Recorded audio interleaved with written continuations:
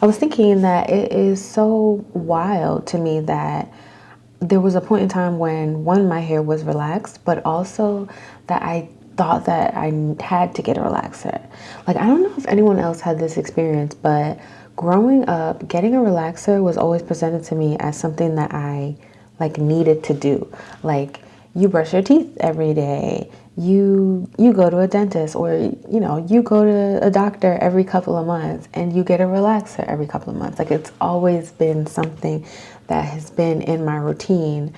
I can't remember the first time I got a relaxer, but I feel like I was probably like 6 or 7 years old or something like that, because I can remember, I have this like distinct memory for some reason of being in elementary school. We're in line walking to lunch or walking to a class or something like that, and some like little kid like pulled on my hair and was like, "Oh, your hair is long," or "Your hair is pretty," or something like that. And I was like, "Thank you," in my little kitty voice. And yeah, that's like the earliest memory that I have, but I don't know how old I was. I feel like I was like 6 or 7 or something. But anyway, from that age up until I was 25, because, and I didn't do this on purpose, but I remember being in college and saying to myself, like, okay, when I turn 25, I'm gonna go natural. And it just happened to like happen that way. Like, I really wasn't thinking, oh, when I'm 25 now, I gotta be natural. I was just thinking, like, I'm tired of getting relaxer. I'm broke. I don't have money to be keeping up with this. So I need to just learn how to take care of my natural hair. I didn't record at that time, like throughout that journey, but I did like take a bunch of photographs of like my hair, because I was so amazed at how it was looking and transitioning, because I had only ever had a relaxer in my hair. And so I just didn't know, like, it was just so weird to me, like, seeing my hair grow and like seeing the new growth, because that's what it was always called, like when you have a relaxer, like, oh, that's new growth, that new growth. But for some reason it didn't click to me until I was in college and I started seeing other black girls with their natural hair, and like many of them like only ever had natural hair.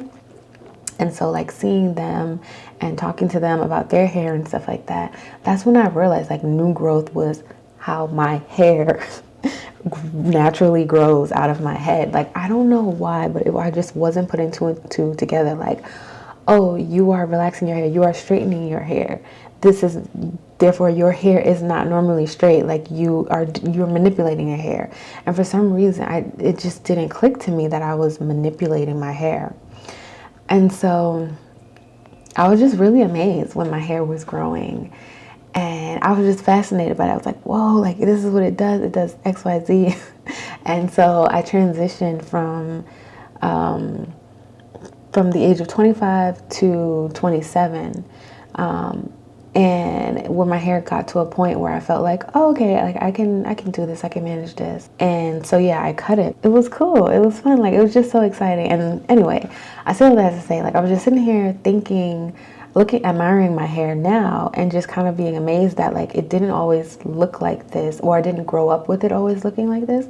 And then also being excited for like the younger black girls, like my little cousins. And yeah, like, I'm just happy that they don't have to go through that. Like, they don't have to be saying that story of, well, when I was younger, my hair was longer, but I got a perm, and then because I used to say that, like, I used to say that all the time. Outside looking in now, I would think like, why my edges were like falling off, like my edges would be popping off all the time, and it was so bad that like I would be in middle school, and like this boy, I had like the biggest crush on him, and he would just call me Baldy. He would be like, "Hey, Baldy, what's up?" That's so mean. And it would hurt my feelings. But then I was also like, I always had to be like kind of strong in a way from that, and like little other issues and stuff like that I would have, or interactions I would have with people that I would just kind of be like, whatever, and like say something back to him. But stuff like that is like what you went through when you would get a relaxer. Like, your edges were popping off, your ponytail was like, at least in my case, like it was just, I don't even have the word for it. Like, it wasn't great. Like, it was very feather like in the sense, and that like you have this, it would be long, a point of it would be long, but it was just bad. It just didn't look good. And I say all that to say, like, I used to think like, why did my mom continue to do that? To like give me relaxers and stuff, like seeing my hair like that. And it's just all like education. Like, she just didn't know any better, I don't think. And yeah, it wasn't until I like took ownership of my hair when I was probably like, I don't know, 17, 18, and I started like going to the salon and letting the salon give me a relaxer, and then my hair was like very much healthier and stuff like that, you know, healthier aside from the fact that it was being relaxed.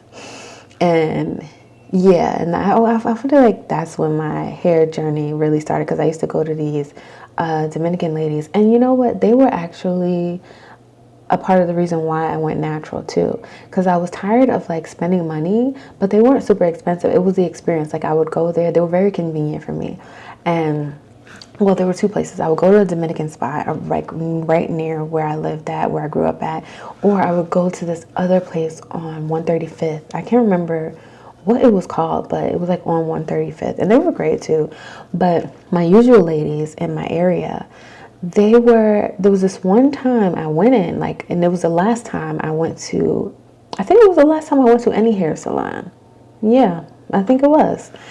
And I went in, and there was this one lady who I like to cut my hair. And I'm very much the type of person, like, if I like your service in something, I'm not going to want to go to anyone else to get it done. I'm going to just be loyal to you and get it from you all the time. And the particular lady that I wanted to cut my ends, she was busy. And I was like, oh no, I want her to do it. And they were like, oh no, well, she's busy. I was like, oh, okay, I could wait.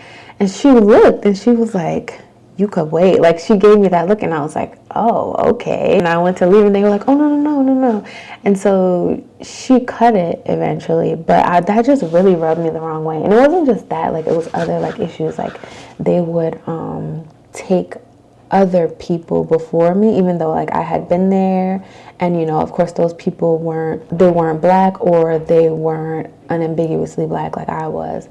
And stuff like that would like bother me at the time. And at the time I was a baby, I just didn't think, you know, oh, they're being racist or anything like that. I was just kind of like, oh, they're kind of rude. Like, I don't know what's wrong with them, but they do my hair well, so I'm gonna stay. I'm gonna keep going. So yeah. But anyway, from that experience, I was like, you know what? I'm gonna learn how to do my own hair. I don't want to go to these people anymore. They're very rude. I don't like how I feel.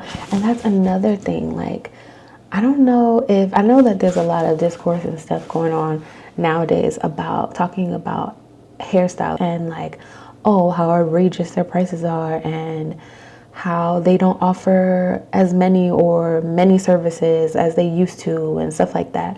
But I think another thing to talk about is also the experience that you have at those places. Like, again, I haven't been to a salon in a really long time, but I remember like going to salons. Like, there was this one experience I had, hairstylist at her salon, and she was so rude, so mean, and like I could tell that her way of teaching was to try to shame or humiliate. And at the time I was a baby. I was like maybe I was like 16, 17. So I didn't feel comfortable speaking up for myself in that way, but I also didn't know how to.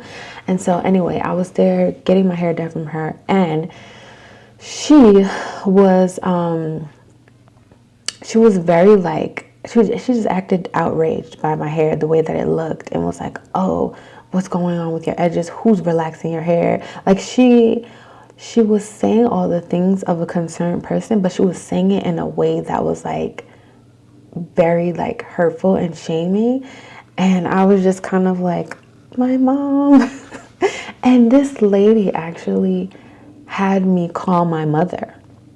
Like, she had me call my mother and was like, hello, what are you doing to this girl's hair? And blah, blah, blah. And we, keep in mind, we didn't know her. Like, she was actually a hairdresser of someone that I knew, and, you know, that person recommended her, and I went to her. And I just remember that experience feeling super like small and bad in that experience. So yeah, I'm pretty sure that probably contributed to me taking my hair in my own hands now too, and never really looking back. Like eventually I do want to go to a salon just to see, because sometimes I don't feel like doing my own hair, but I really want to go to a salon to have someone else clip my ends like thoroughly. Like I want to get it straightened and get my ends clipped, but I also don't want to get my hair straightened. I haven't had my hair straightened in years. I've never straightened my natural hair. I'll blow it out every time I clip my ends. I blow it out, but I've never like laid a flat iron on it. So, but yeah, little experiences like that I think are what have caused me to never look back and go to a salon. And it's very sad because I should feel safe and comfortable to go to a salon. But even now, I'm just kind of like, I don't know. I don't want them to ruin my good work. I don't want them to ruin my good work because I am not much of a styler when it comes to my hair. Like this is how my hair looks 99% of the time. Maybe I'll just take a little headband off. I don't normally wear some like a headband thing or a scarf, but I'm not much of a styler when it comes to my hair. I'll have my hair like this, or sometimes I'll do 2 puffs. Sometimes I'll leave it down with 2 twists, or I'll braid it up, and that's it. And that's how I like it, because I am more of a hair health type of person. Like I'm really invested in the health and quality of my hair. So yeah, and I kind of went off on a tangent. I can't remember like why I was just saying that, but anyway, I love my hair. And I'm just happy that like things have changed a bit. I know there's still like discrimination and stuff like that against natural hair, but I'm just really happy that like it's more of a popular thing now, because growing up it wasn't. And I actually remember when my corner store finally started selling products for my hair, products that I use, because for years I could not get any products for my hair in my neighborhood. Like I had to go to Harlem to get hair care products like all the time. And it was so frustrating because my neighborhood was predominantly black and brown people. So like, why aren't you selling products for our heads? And the only thing that I could use, like back in the day, what I would use was Pantene Pro V or something like that. I just know Pantene. It was the brown one. It was known as the Black Girls shampoo and conditioner. And that's the only product of mine that I could find in my corner store that was for me. I remember it was like 2011 when I first started seeing products that I would use on my hair in my corner store.